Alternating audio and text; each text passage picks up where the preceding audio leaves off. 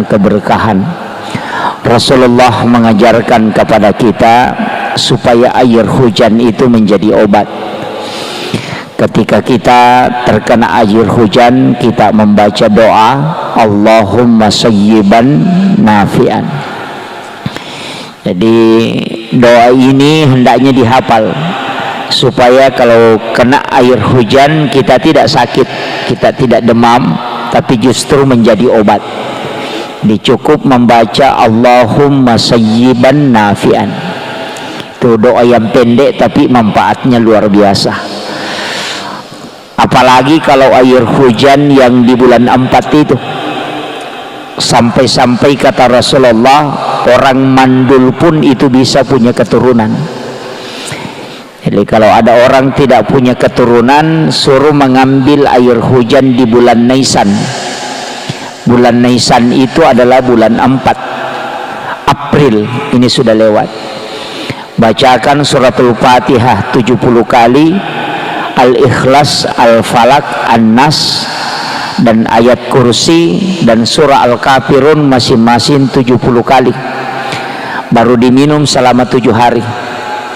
Fadilahnya, kalau ada penyakit yang tidak bisa disembuhkan oleh dokter kata Nabi, maka gunakanlah air ini. Itulah yang disebut dengan air Al-Quran. Inilah obat kata Nabi, walaupun orang itu mandul, dia bisa punya keturunan dengan air Al-Quran. Karena Rasulullah mengatakan, siapa yang berobat dengan air Al-Quran tapi tidak bisa sembuh, maka tidak ada dokter yang bisa menyembuhkan.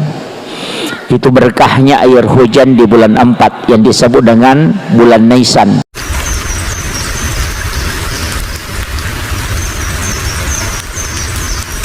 Bismillahirrahmanirrahim. Assalamualaikum warahmatullahi wabarakatuh.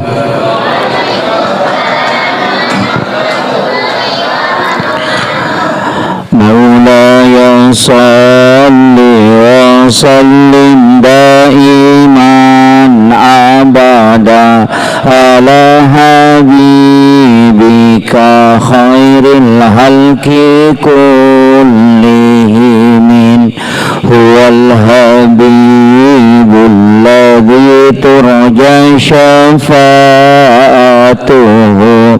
likulli hawlin minal ahwalil muqtahimi. Ya Rabbi bil Mustafa balligh maqasidana waghfir lana ma madha ya wasi'al karami. Ya Rabbi bil Mustafa balligh maqasidana waghfir lana ma madha ya wasi'al karami. Ila hadratin Nabil Mustafa sallallahu alaihi sayyidina Muhammadin al-Fatihah. A'udzu billahi minasyaitonir rajim. Bismillahirrahmanirrahim. Alhamdulillahi rabbil alamin arrahmanir rahim maliki yaumiddin. Iyyaka na'budu wa iyyaka nasta'in. Ihdinas siratal mustaqim. Siratal ladzina an'amta 'alaihim ghairil maghdubi 'alaihim waladdallin. Allahumma nawwir qulubana wa quluba jami'i man hadara fi majlisina hadza binuril ma'rifah wa ilmil mukasyafah wal basirah wal iman wal islam.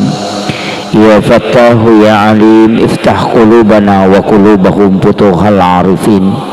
Rabbana iftah bainana wa bainana bil haqqi wa anta khairul fatihin. Amin amin ya rabbal alamin. Hadratal muhtaramin wal muhtaramat, ikhwanu fillah, alhamdulillah wa syukrillah, wala hawla wala quwata illa billahi wa huwal aliyyil azim.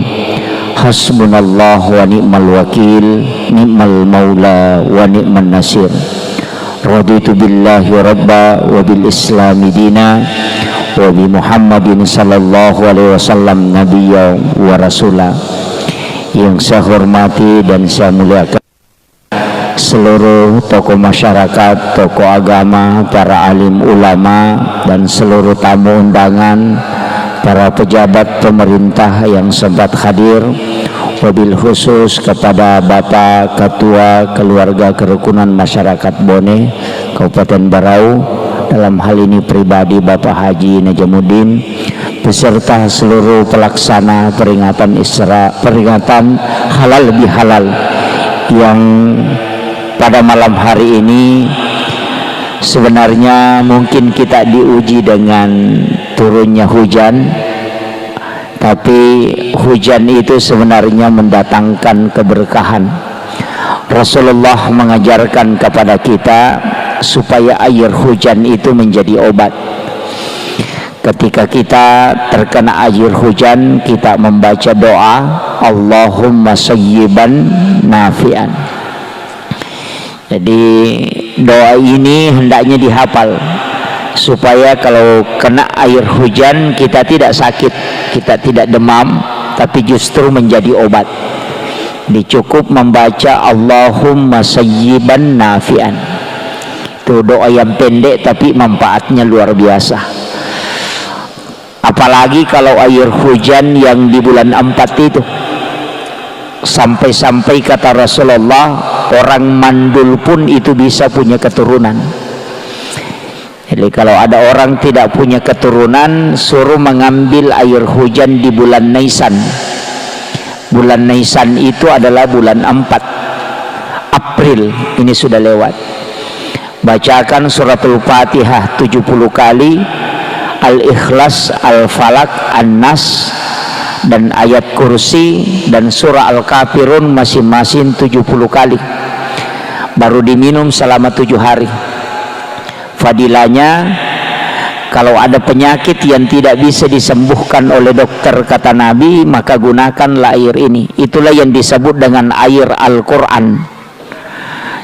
Inilah obat kata Nabi, walaupun orang itu mandul, dia bisa punya keturunan dengan air Al-Quran. Karena Rasulullah mengatakan, siapa yang berobat dengan air Al-Quran tapi tidak bisa sembuh, maka tidak ada dokter yang bisa menyembuhkan. Itu berkahnya air hujan di bulan 4 yang disebut dengan bulan Nisan.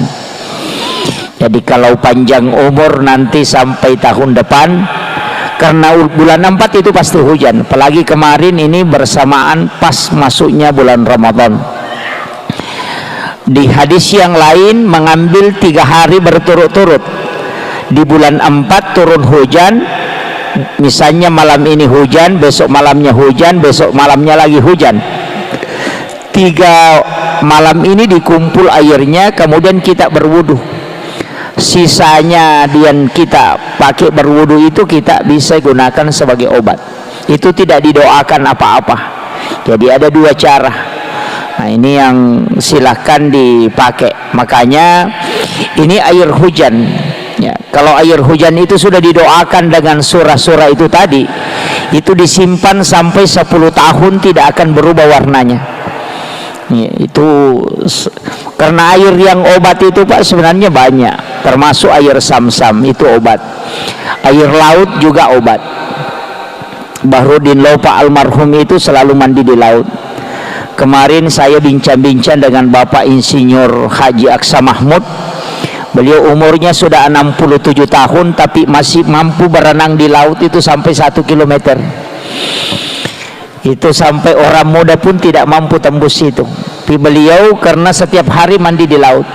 Karena memang Rasulullah mengatakan air laut itu adalah obat. Bahkan kalau ada orang yang di ru'yah tidak bisa, jinnya tidak bisa pergi, maka suruh mandi di laut, kasih menyelam pertama baca suratul Fatihah, nanti sampai baru diangkat naik, baru suruh menyelam kembali baca ayat kursi, jinnya itu akan keluar. Itu ru'yah yang paling cepat dengan menggunakan air laut. Ini penting saya sampaikan. Untuk dalam Islam ini Pak sebenarnya luar biasa. Kemudian ini acara halal bihalal. Sebenarnya istilah halal bihalal ini cuma di Indonesia.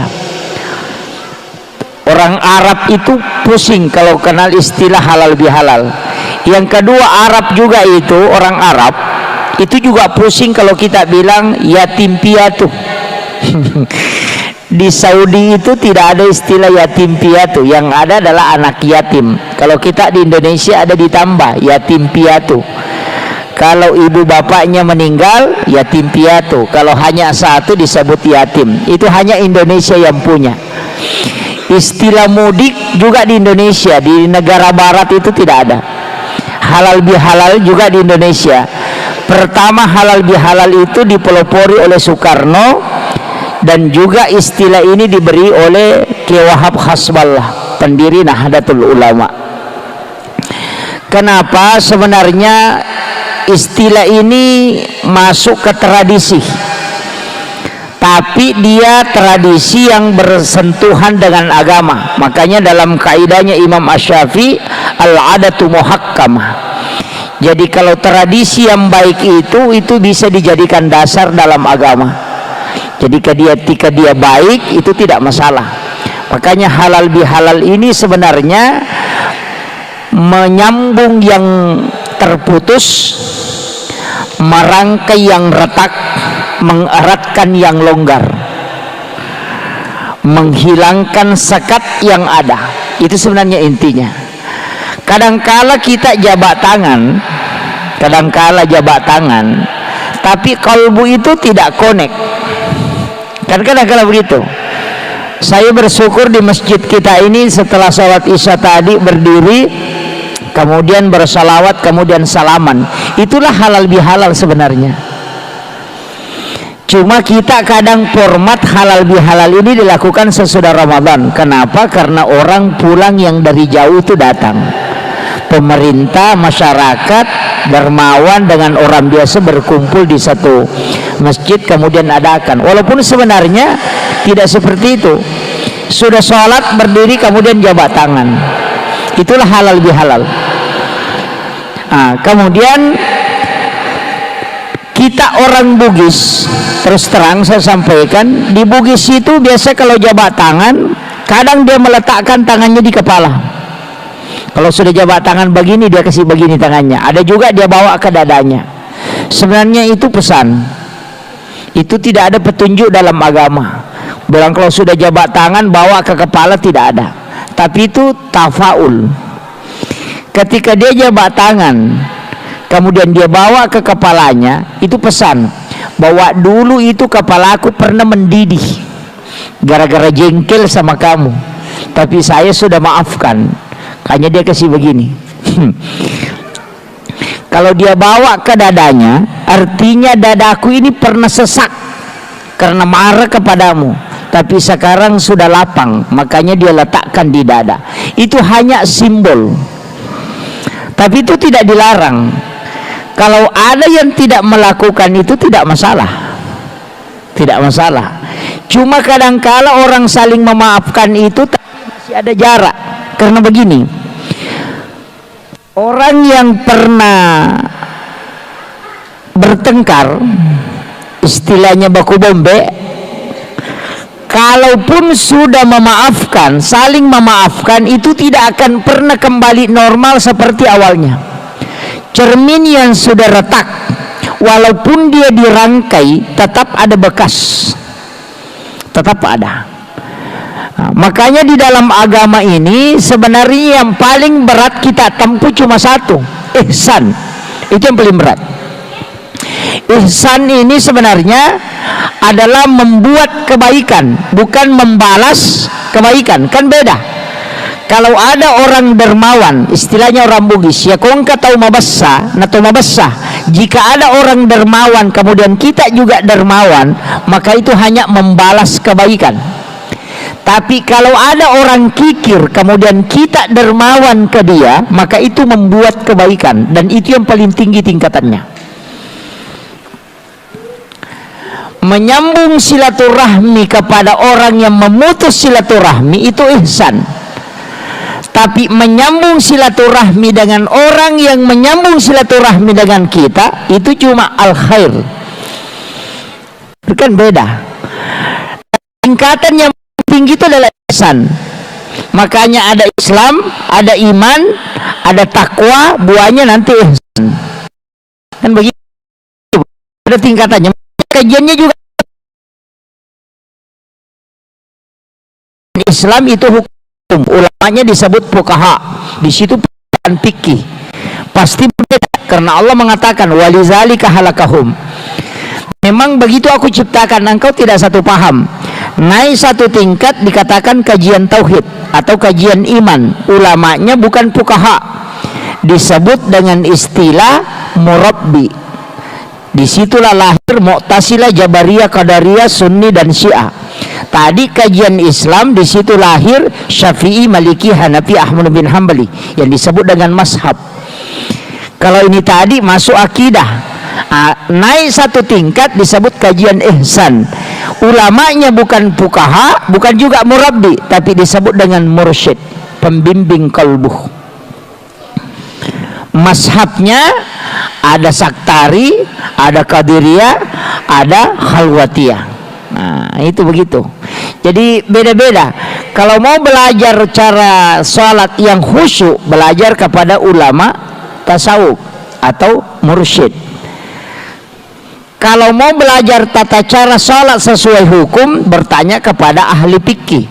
Tapi kalau kita bertanya ke ahli fikih untuk mau tahu cara khusyuk, itu tidak bisa. Sama dengan dokter. Kalau dokter ahli kulit, kita tempati bertanya tentang jantung, pasti dia tidak bisa jawab sempurna. Begitu juga dengan Islam. Nah, ini penting. Makanya 3 tingkatan ini harus dipakai.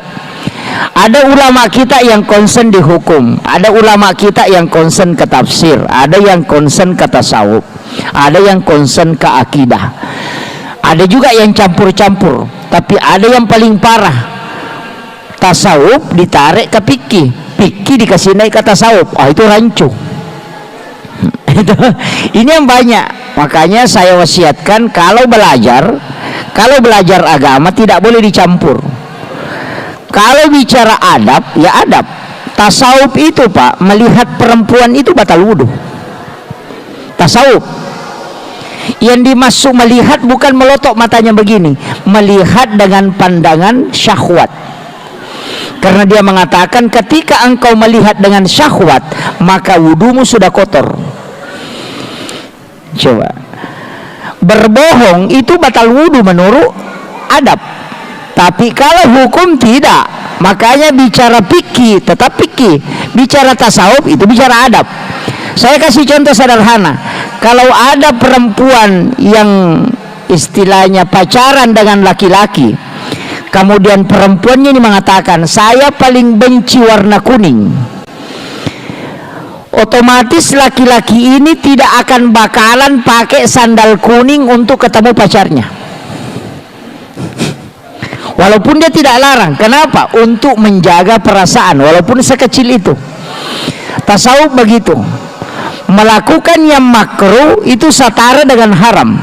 Makanya dia mengatakan kalau buang hajat menghadap atau membelakangi Ka'bah itu makruh hukumnya, maka meludah pun ke Ka'bah menghadap ke Baitullah itu tidak boleh. Coba, itu kalau bicara tasawuf. Gitu. Kalau bicara fikih enggak, karena kenapa? Fikih bicara hukum. Kalau bicara tasawuf itu adab, makanya beda. Jadi adab letakkan pada adab, fikih letakkan pada hukum, supaya kita tidak rancu memahami agama. Ini penting.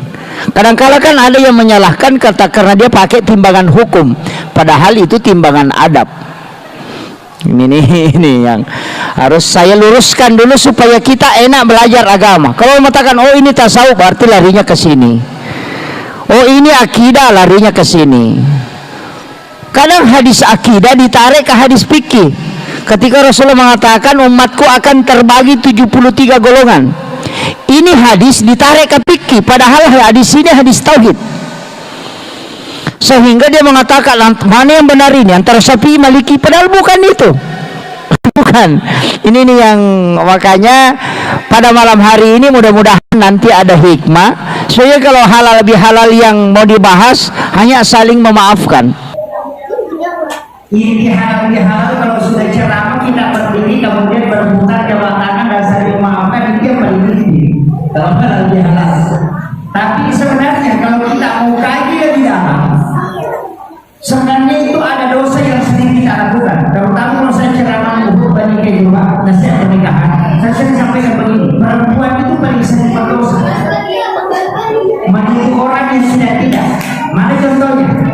Kalau dia mau pakai bajunya dan itu bajunya sudah sering sekali dia pakai, biasa sebelum dia pakai baju dia sudah tidak begini. Nanti orang bilang itu terus bajunya tidak pakai, padahal orang tidak pernah bilang, cuma dia yang bilang. Ini kan tidak disadari, kan? Tidak disadari. Kadang-kadang ada dosa yang kita anggap biasa, tapi justru itu fatal akibatnya. Kadang-kadang ya Rasulullah mengajarkan ketika duduk di pinggir jalan, menghadaplah ke dalam, jangan menghadap keluar. Pernah duduk di tembok-tembok di jalan, jangan menghadap ke jalan, menghadap ke dalam. Dia ketika begini, Pak Ustaz, itu tidak enak karena tidak ada dilihat. Makanya kalau melihat pasti nanti muncul. Itu bajunya siapa warna kuning, baru bimbangnya warna hitam. Tidak boleh. Enggak ada begitu. Jadi itu adalah panah-panah syaitan kata Nabi. Jangan biarkan dia syaitan itu memanah. Jadi sebenarnya kuncinya begitu. Makanya kaum ini sebenarnya sering kita berdosa tapi dosa itu tersembunyi dan ini kita anggap biasa. Ingat nanti dosa kan banyak tingkatannya. Ada yang katakan dosa besar, ada dosa kecil. Tapi ada istilah bukannya dosa besar ketika diikuti dengan istighfar dan bukannya dosa kecil ketika dilakukan terus menerus. Ada yang mengatakan ini dosa kecil saja, tapi terus menerus dia lakukan. Bukankah gunung itu adalah tumpukan kerikil kecil? Begitu. Jadi kadang-kadang kita ini dosa biasa saja, tapi padahal itu justru menjadi dosa besar.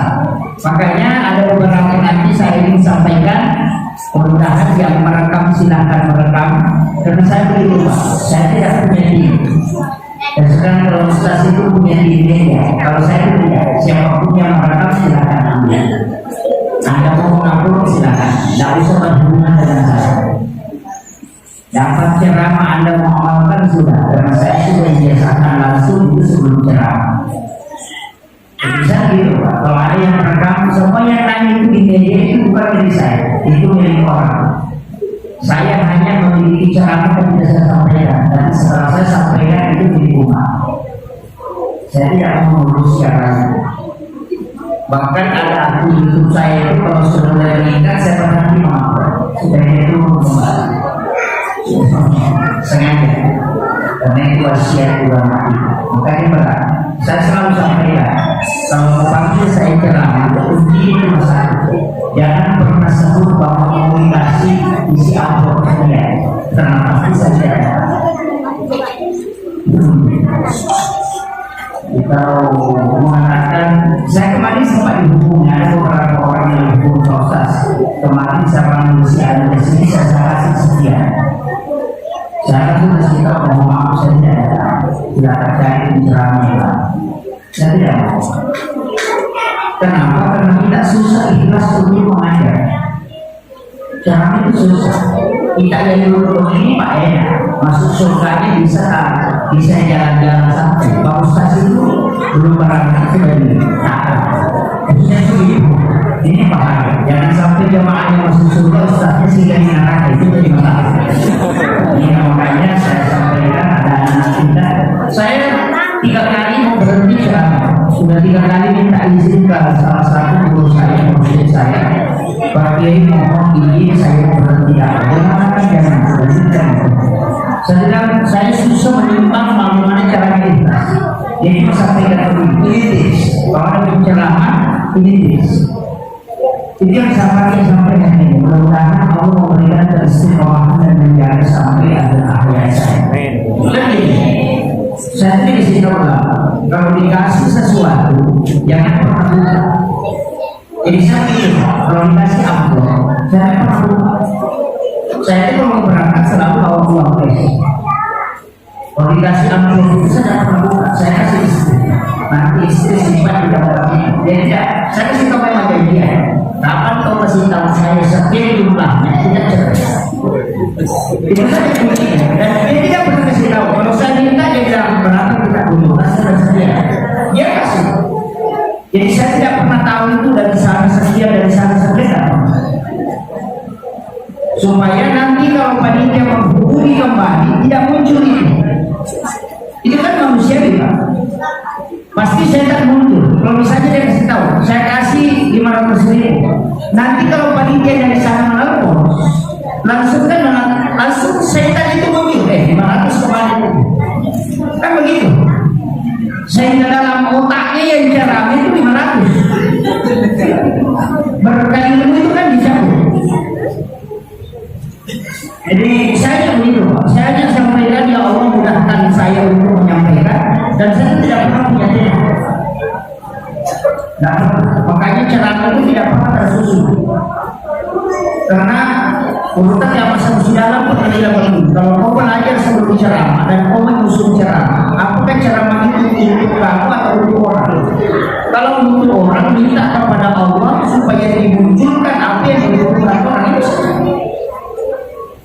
Tadi berat, itu tawakal yang besar. Kalau orang tidak suka urusan saya selesai. Begitu. Bagaimana manusia yang jengkel. Karena saya sampaikan ini hanya metode ulama kita itu sebenarnya metode ulama kita itu sama dengan amal ikhlas Pak. Amal ikhlas itu kadang orang mengatakan karena Allah 500.000 itu bukan amal ikhlas. Kan ada hadis qudsi.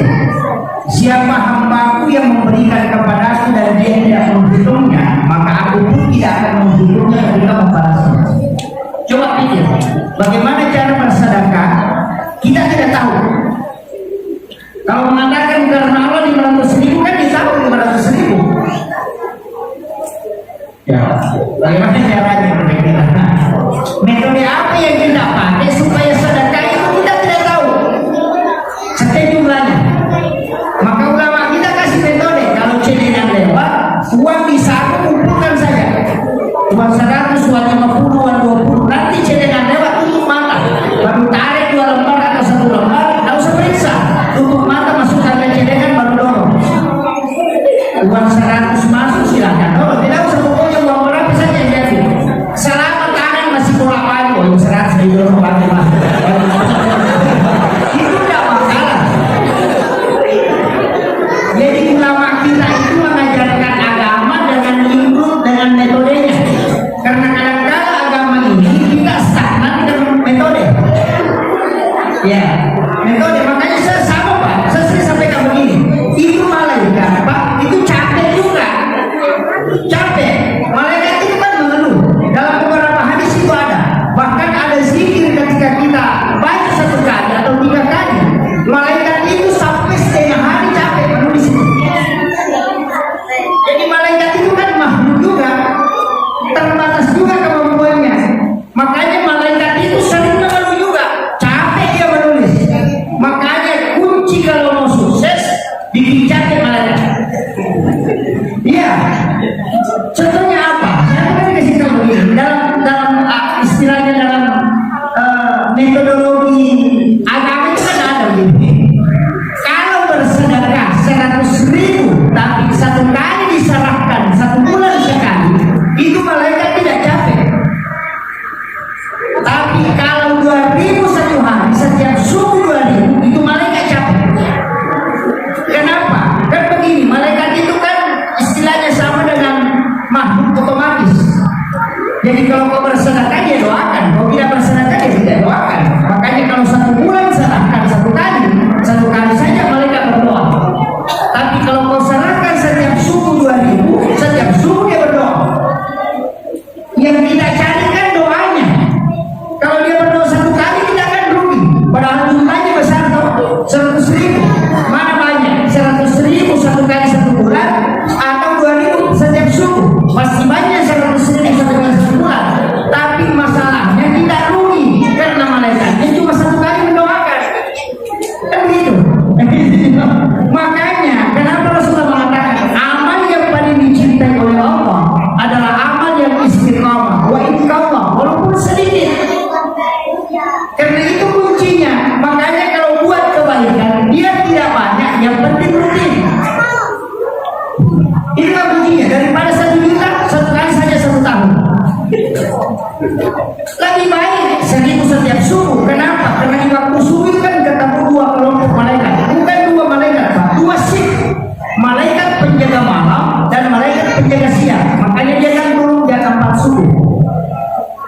Itu malaikat yang mau jaga siang hari itu sudah datang jam 4 subuh. Makanya sholat subuh itu disaksikan oleh para malaikat. Kan begitu. Makanya sedekah subuh itu pahalanya tinggi sekali karena didoakan dua kelompok malaikat. Kalau duhur sedekah 10.000 Pak Ustaz, atau kita sedekah 2.000 di waktu subuh, mana paling bagus? Kalau hitung pahala, besar pahalanya yang duhur. Tapi kalau mau dapat doa malaikat, lakukan di subuh hari. Kan begitu? Masih beda Pak. Jadi beragama itu juga perlu diakali. Sesuai begitu. Nah, ini harus jadi doanya malaikat. Makanya saya bilang gini, kalau ada orang sudah tahunan bekerja di barang ini tidak bisa kaya-kaya, coba periksa doanya. Balik doanya. Kalau doanya satu, ya Allah kasih kaya saya, rubah, ya Allah kasih kaya tetangga saya. Kenapa? Karena kan Nabi mengatakan siapa yang mendoakan saudara muslimnya dan yang didoakan itu tidak tahu, malaikat yang berdoa kepada Allah supaya orang yang berdoa itu diberikan yang sama sebagaimana didoakan kepada orang yang tidak tahu. Dan begitu. Makanya kalau malaikat berdoa kan tidak ada halangan. Kalau kita musuh banyak. Makanya kuncinya begitu. Makanya ulama ini tidak pernah mendoakan dirinya. Dia hanya mendoakan jamaahnya. Kenapa? Karena dia bilang nanti malaikat yang doakan saya. Coba, ini kunci dan hidup. Kadang doa kita itu selalu terbatas. Ku semua, istriku, anakku, kebunku, pekerjaanku, ku semua. Itu doa terbatas. Doa kiri, iya. Begitu. Mestinya makanya kenapa nanti Allahumma jadikan muslimin wal muslimat wal mu'minin wal mu'minat al-ahya minhum wal amwat. Kenapa didoakan semua? Nanti kan malaikat kembali yang mendoakan kita. Kunci yang kedua, istighfarkan orang muslim dan muslimat. Allahumma ghfir muslimin wal muslimat. Kan kenapa didoakan itu? Karena berapa juta muslim yang ada di dunia ini itu kembali ke kita. Ini yang kadang kalau kita melakukan umur kita berapa? Dikulis saya Hasan dua kali maju banyak sedih hanya antara 60 tahun. Ada orang yang umurnya sampai 100 tahun Pak. Kalau bukan penjaganya yang capek, dia yang capek. Maksudnya 100 tahun umurnya. Iya. Dan produktif itu kalau umur Pak itu produktif maksimal 60 tahun produktif. Lewat 60 tahun itu sudah mulai banyak yang hidup. Makanya kalau ini Al-Maqdani mengatakan kalau ada orang umurnya sudah 40 tahun tapi lebih banyak dosanya daripada kebaikannya, lebih baik yang hilang daripada hidup. Makanya umur 40 ini tidak tinggi. Dalam agama itu ada hitung-hitungan. Kalipatan 7, 40 itu ada hitung-hitungan. Jadi juga harus ditahu. Saya pernah pelajari kelibatan begitu dalam agama. Itu ada tingkatan khusus. Kita ada di ada. Kenapa anggota suci ini Pak? 2 lutut, 2 tangan, kepala dan 2 kaki. Awam itu 7 putaran. Dalam satu hari, dalam satu pekan itu 7 hari. Kenapa langit dengan tanah itu 7 lapis? Persen. Itu ada rahasia di sini. Dan saya tidak mau bercerita nanti itu tidak boleh dibuka rahasia prosesnya. Itu ada bunyi-bunyi di sini. Nah, kemudian saya kembali. Makanya amalan di bulan Syawal ini penting sekali. Kita harus ingat betul. Jangan sampai amalan di bulan Syawal itu yang paling banyak orang lakukan puasa. Puasa sunnah Syawal. Berpuasa 6 hari di bulan Syawal. Sebenarnya itu kan hadis Nabi. Siapa yang puasa 1 bulan penuh di bulan Ramadan, kemudian ditambah 6 hari di bulan Syawal, maka itu seakan-akan dia berpuasa 1 tahun lamanya. Jangan salah paham. Ini hadis mengatakan seakan-akan. Kenapa? Menjadi hasanati pada rasul amsalihah. Siapa yang melakukan 1 kebaikan, maka Allah menjadikan dia 10. Begitu. Kita Ramadan ini kan puasa 30 hari. Dikali 10 berarti 300. 6 hari di bulan Syawal dikali 10 berarti 60. dalam 1 tahun Pak cuma 360 hari. Paham. Makanya dikatakan seakan-akan berpuasa 1 tahun lamanya.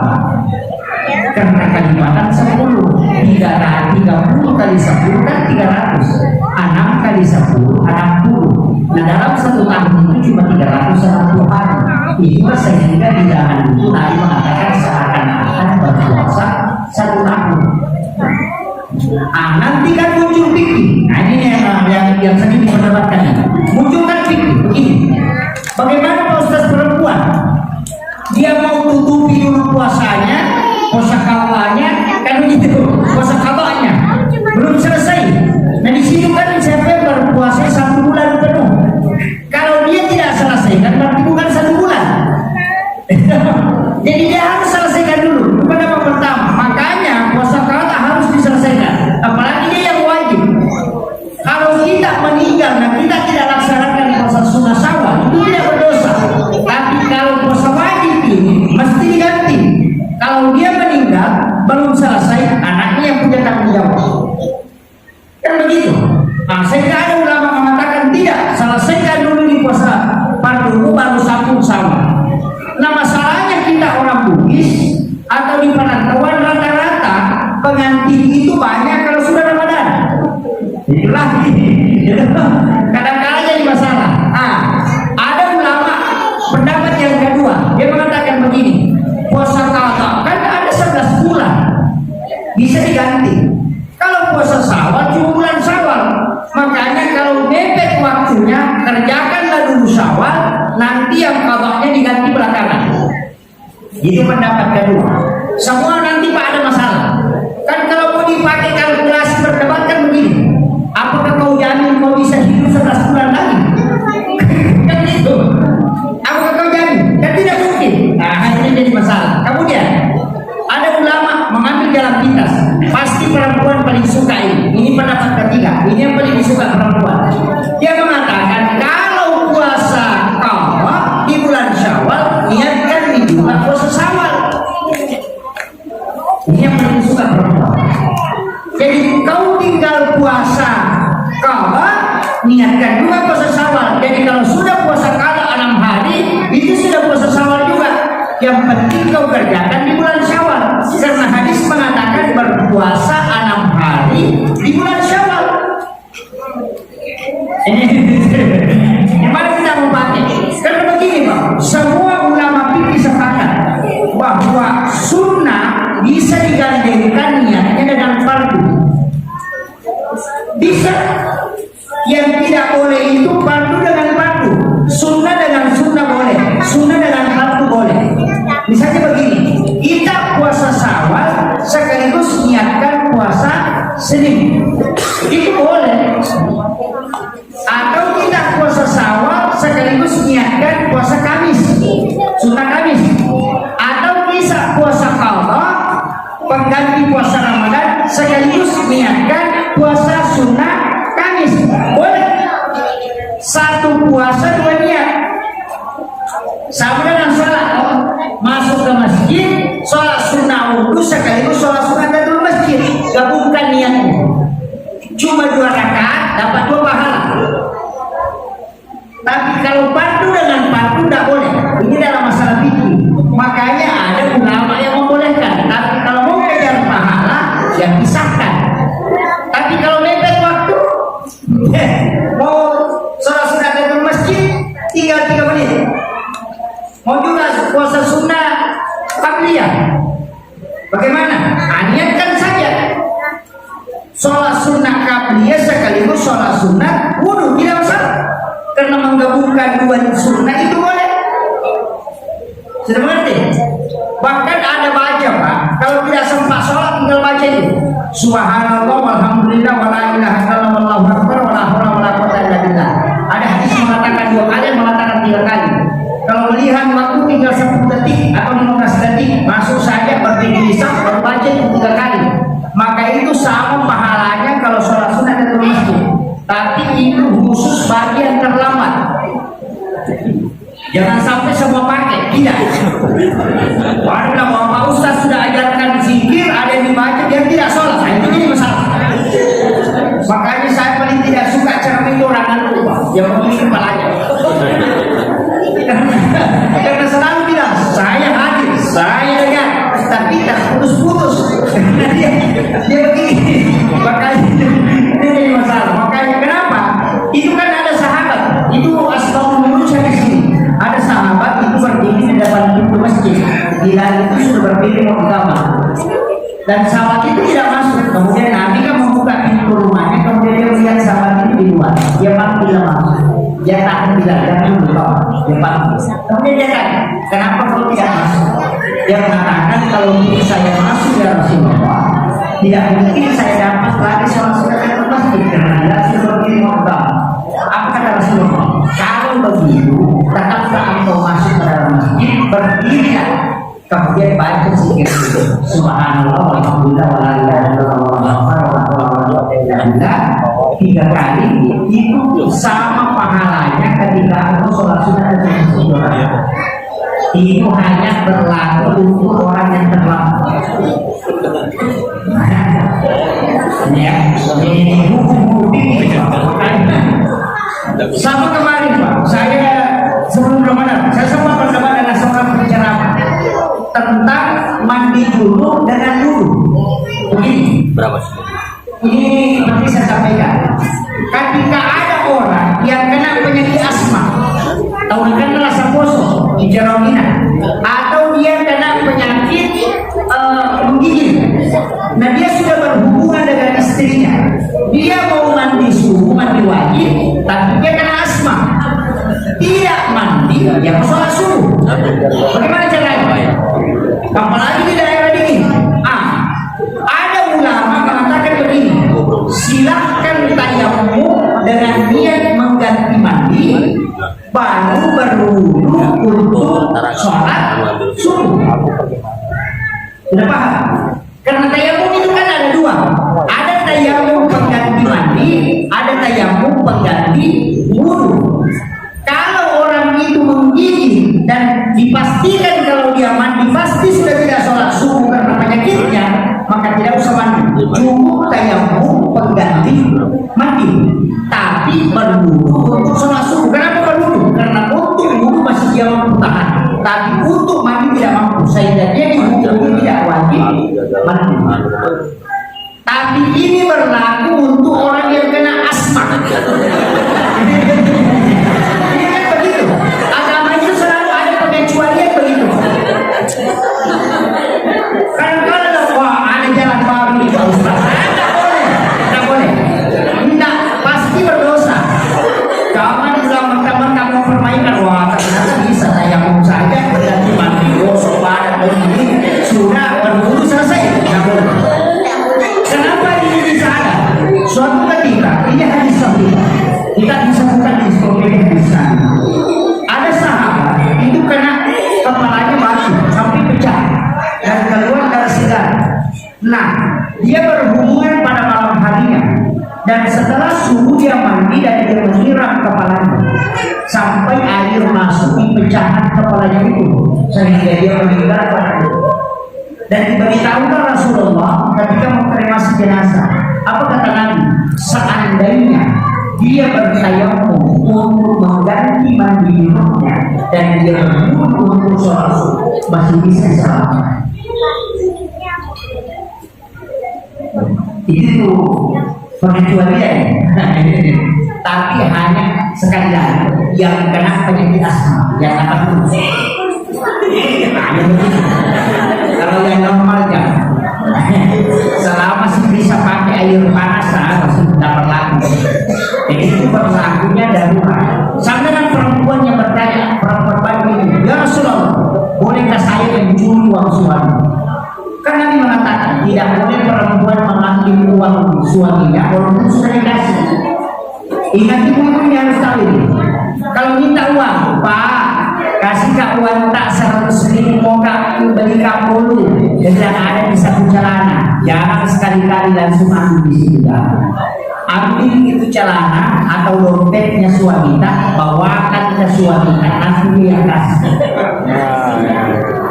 Dan susah itu Pak Ustaz? Tidak susah. Nabi sudah tahu. Kalau perempuan minta uang 50.000, nah uang 100 sudah dapat, tidak ada kembali. Ya sudah tahu itu. Kan begitu, minta uang 20.000, sekalinya disaku dari apa uang 50, tidak ada kasih kembali bisa saja. Padahal tadi minta ini cuma 20, tapi dia dapat uang 100, dia ambil semua, kembalinya dia. Makanya wanita dijaga supaya tidak berdosa. Kalau dia minta, maka suami mulai yang nanti kasih bantu haram. Ini cara itu. Tapi perempuan ini bertanya, bagaimana dengan saya? Apakah boleh saya curi uang suami? Nabi mengatakan, bagaimana dengan suami? Dia mengatakan paling tinggi. Tidak ada yang kalau tinggi. Dia mengatakan bagaimana tingginya dia seperti berak, dia bawa uang. Rasulullah mengecualikan, kalau begitu boleh kau mengambilnya, tapi jangan melampaui batas. Kan itu begitu. Agama itu begitu, Pak. Makanya kalau kau udah laki, ini adalah temporan kalau bocah kau punya mata, itu masa polisi. Istilahnya dikiri lagi itu kalau kan besi baja itu kalau dikiri tidak bisa berkurang. Begitulah. Kalau orang ini tak aja tidak mau kasih. Kalau ada yang begitu boleh dicuri. Tunggu sampai jadi baru bisa sakit. Tapi tidak boleh melampaui batas. Tapi untuk suami yang tidak punya sifat kikir, haram hukumnya tidak melakukan. Jadi itu kasuistis namanya. Itu pengecualian pada hal-hal tertentu. Itu tidak boleh. Ini agama begitu, Pak. Selalu ada hal-hal begitu. Sama dengan ini. Ada orang tua datang ke Rasulullah, ya Rasulullah, bolehkah kalau saya sudah berwudu, kemudian ingin sholat, tapi saya menyentuh kemaluan tanpa pelapis, bolehkah saya berwudu saya kembali baru sholat? Anda katakan tidak usah, karena yang kau sentuh itu sama dengan anggota wudu juga anggota tubuh yang lain. Tapi tidak lama kemudian datang lagi anak muda 3 orang bertanya, ya Rasulullah, kalau saya sudah berwudu kemudian menyentuh kemaluan tanpa pelapis, kemudian ingin sholat, apakah saya harus berwudu? Nabi mengatakan berwudu kalian semua. Pertanyaannya sama, tapi jawabannya beda. Kenapa? Yang pertama orang tua yang bertanya, yang kedua anak muda. Ulama tidak mengatakan yang pertama orang tua bertanya. Itu kalau orang tua yang pegang kemaluannya palingan cuma gatal dia tahu. Tapi kalau anak muda itu ada syahwat, makanya apa? Sehingga ada pendapat tidak mengatakan tidak, anak muda orang tua sama ada syahwat batal. Dia dipakai syahwat. Ada yang mengatakan tidak, kalau orang tua tidak apa-apa, itu cuma gatal dia gatal. Kalau anak muda itu lah gatal, itu yang dipakai buahnya. Kan beda tuh. Jadi masing-masing hadisnya sama, tapi pengambilan hukum berbeda. Kenapa? Karena mereka menggunakan timbangan lain. Begitu agama. Kalau belajar agama itu harus begitu, supaya tidak pernah menyalahkan orang. Karena kata tidak begitu susah. Sama dengan kalau ada di sini, kalau kita pemimpin atau pas pengusaha, bawa uang ke masjid untuk usaha diterima atau tidak? Ya, diterima atau tidak? Nah, diterima. Kalau Imam Syafi'i, kalau sudah tahu, Imam Abu Hanifah, kalau sudah tahu itu uang haram, jangan sekali-kali diterima. Karena kalau tidak, akan doa. Panitia yang dipilih kepala ini dia tadi mau karena dari yang haram itu tetap haram. Tapi kalau si Yusuf tahu terima. Kenapa? Kalau kau tidak terima kau berdosa. Karena kalau dia patut minggu berdosaan, dia patut minggu berdosaan. Kalau mau ambil dia tidak. Tapi ambil jangan masukkan ke masjid. Kalau aku WC patut di sini. Kalau kamu menaruh pakai di sini, jangan masukkan ke dalam masjid. Itu saya suka. Tapi kamu dia sudi beda. Kalau mau aman di kota amal besar, jangan tadi masuk ke dalam masjid atau pakai barcode. Kalau ada orang mau bersedekah, di situ masuk ke dalam masjid. Nanti kalau dari kamu yang ditanya sama malaikat dari mana ini, di situ saya tidak tahu, cuma di sini. Selesai sudah kembali. Makanya ulama kita begitu, artinya dia mau buka jalan supaya orang bisa selamat. Makanya thinking itu mencari jalan keluar. Kalau tidak dapat jalan keluar jalan. Tapi itu dilakukan oleh ulama mujtahid, bukan orang seperti saya. itu harus puasa 9 ilmu. Kalau nggak puasa jangan berdoa. Makanya saya cuma tidak punya pendapat, cuma menyampaikan pendapat ulama. Saya seperti pelayan saya. Kukinya tukang masaknya itu seperti ulama tidak berkesempatan itu sudah menguasai fatwa. Begitu. Begitu juga kalian tidak pernah berfatwa, ya mengambil fatwa ulama. Begitu Pak. Jadi saya ini seperti koki yang menyampaikan. Kalau mau protes pendapat saya, protes ulama yang pernah bilang. Ya, dia kuncinya kamu. Makanya kita ini selalu ambil jalur aman. Kemudian saya kasih tahu ini yang sering kita lakukan puasa sunnah. Padahal ada satu ibadah di bulan Syawal ini yang paling pokok adalah sholat sunat utama. Pernah dengar? Sholat sunat utama. Sholat sunat utama ini sebenarnya, mari dengar ya. Sholat sunnah utama ini sebenarnya adalah sholat sunnah yang dilaksanakan hanya bulan Syawal. Lewat bulan Syawal tidak boleh. Tidak boleh. Dan ini dilaksanakan dalam pernikahan.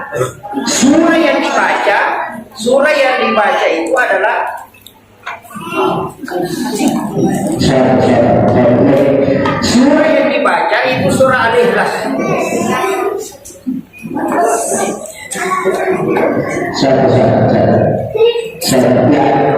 Surah yang dibaca itu surah Al-Ikhlas.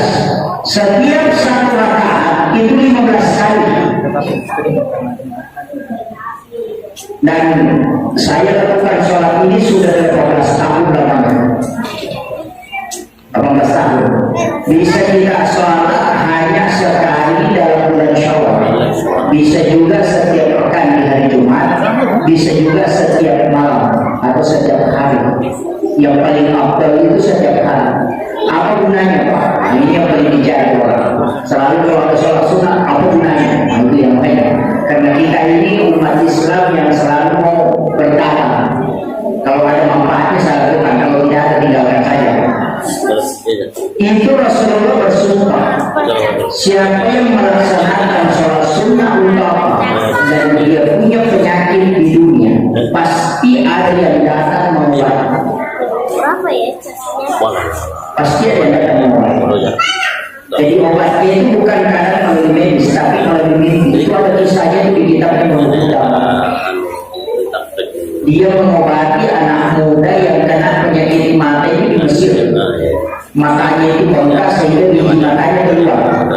Dan tidak ada dokter yang bisa mengobati, angkat tangan semua.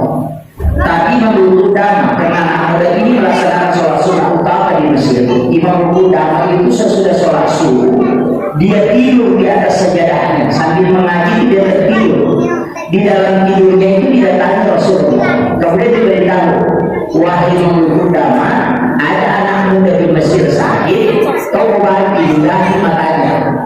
Imam Qudamah itu meludahi matanya dalam mimpi. Dan anak muda ini tadi juga tidur di atas sajadahnya di Mesir. Padahal jarak itu kurang lebih 400 km. Pas dia bangun, dia usap matanya basah. Dan itu biji matanya lagi masuk ke dalam. Dan dalam waktu 1 hari itu bisa sembuh total. Ditanyalah sama dokter, siapa yang mengobati matamu? Dia bilang Qudamah. Orang tidak ada yang percaya karena jaraknya itu jauh sekali. Dia mengatakan, tidak, dia yang mengobati saya dalam mimpi. Dia meludahi mata saya. Sekalinya ditanya oleh Qudamah, siapa yang mengobati anak muda ini? Dia mengatakan, kalau dia mengatakan saya itu betul. Karena saya didatangi Rasulullah dan bermimpi beritahu, ludahi matanya. Dan itu bisa sembuh. Itu berkahnya sholat sunnah utama. Tapi ini dilakukan dalam 8 rakaat. 2 rakaat 1 salam, boleh juga 4 rakaat langsung. Cuma kalau 4 rakaat langsung itu agak capek karena agak lama. Paling lambatnya itu 2 rakaat 1 salam, itu yang paling mudah. Tapi setiap 1 rakaat sesudah Fatihah itu baca surah Al-Ikhlas 15 kali. Dan itu harus sekaligus. Tidak boleh dah 4 rakaat dulu istirahat, nanti lagi berkerjakan. Tidak boleh. Cuma enaknya karena bisa digabung. Sholat sunnah duha niatkan sekaligus utama, atau sholat tahajud sekaligus niatkan utama.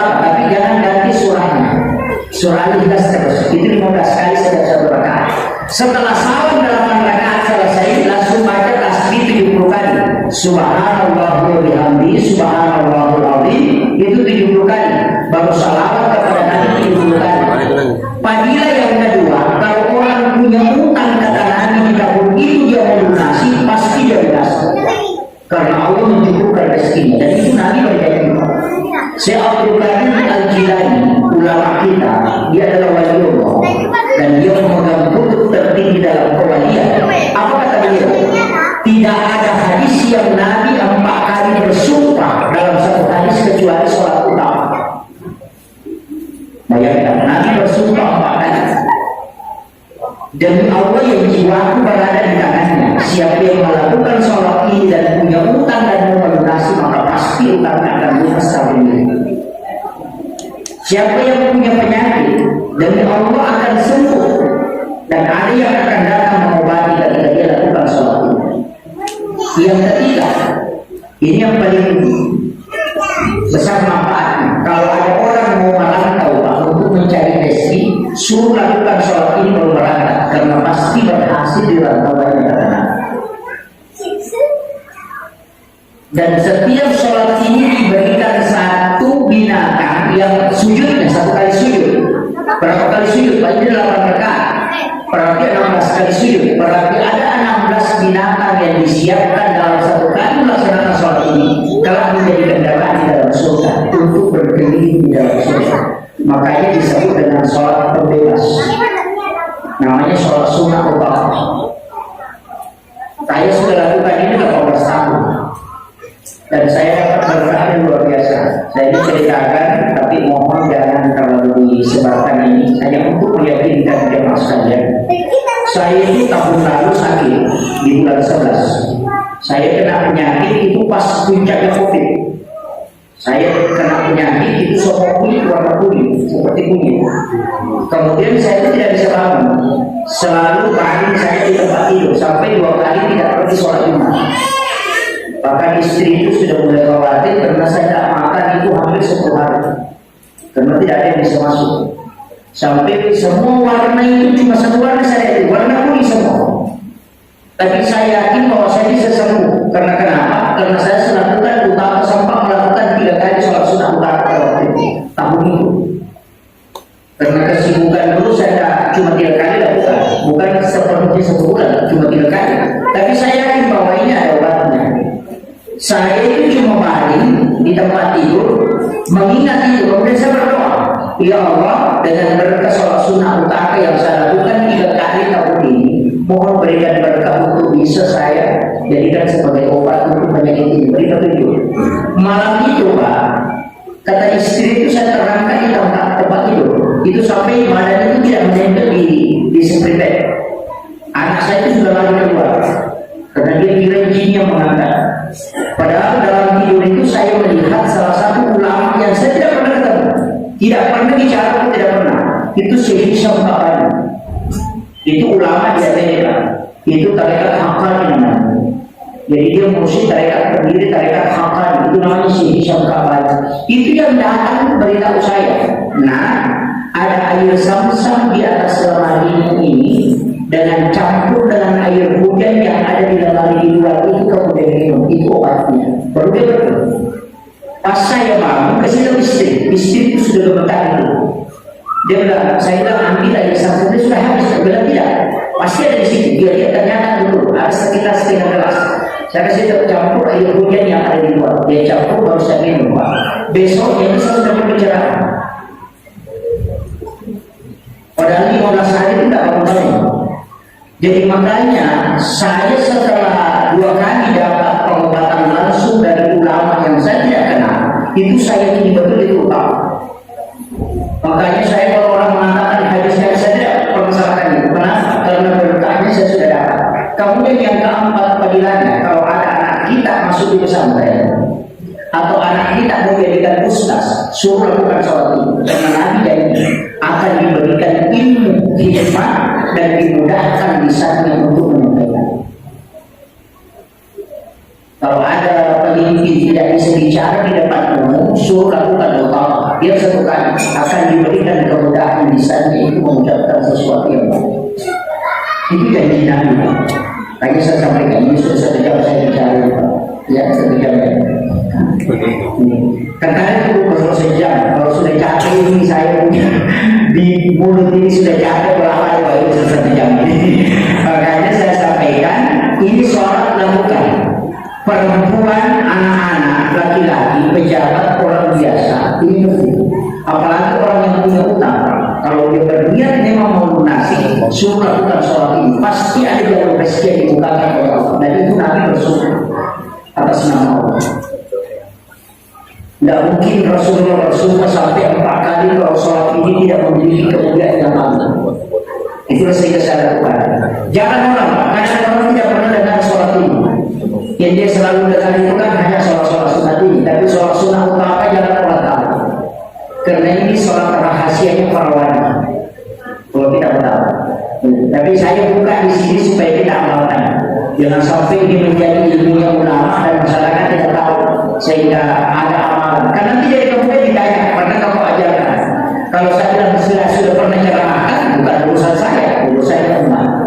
Nah ini makanya saya sampaikan. Dia 1 kali Pak berarti pernah dilakukan di bulan Syawal. Insya Allah berkahnya kita akan dapat. Saya yakin betul itu. Karena yang pertama itu saya dapat waktu pas selesai kuliah. Karena saya kerja skripsi itu hanya 7 hari. Saya kena penyakit pada waktu itu leper. Dan itu sudah tidak bisa bangun sampai perut ini bengkak. Orang tua itu sudah menangis, ibu sudah menangis dan dia menjaga. Tapi saya masih sempat lakukan utama itu. Kalau tidak salah itu selama 7 hari berturut-turut saya lakukan. Dan berkahnya apa? Itu di dalam rumah itu ada yang berputar. Itu sampai ibu itu bangun, duduk di dekat saya itu. Berputar itu kayak awan berputar, kemudian kayak berbentuk manusia pakai sultan. Lalu dia bilang, saya adalah laskar Hizbullah, hanya datang minta untuk mengobati kamu. Dia cuma pegang kepala saya begini baru dia pergi. Saya sampai hari ini masih pusing. Siapa itu? Karena saya tidak kenal mukanya. Dia di luar lampu, tapi bisa masuk tangannya itu memukul. Saya bilang, mungkin jin. Karena itu pertama saya dapat. Tapi baru saya amati kemungkinan berkahnya utama ini. Karena memang Rasul mengatakan kalau punya penyakit dunia pasti ada yang datang obat. Itu kuncinya. Makanya jangan khawatir kalau kau kena penyakit. Karena ada yang datang obat. Jadi seperti itu Pak. Kadang minta berkahnya itu namanya bertawassul dengan amal baik. Ini yang penting kita lakukan. Ilmu-ilmu rahasia itu penting. Istilahnya sedekah rahasia itu penting. Zikir rahasia itu penting. Sholat sunnah rahasia itu penting. Ada ibadah tersembunyi itu penting supaya kita bisa jadikan sebagai wasilah untuk sedekah. Itu saya kira ini yang penting saya sampaikan. Mudah-mudahan ada hikmahnya. Besok masih ada lanjutan kita. Jadi insya Allah hanya sampai di sini yang saya bisa kasih Bapak Insya Allah mudah-mudahan ya kita bisa ambil ada berkahnya. Ayo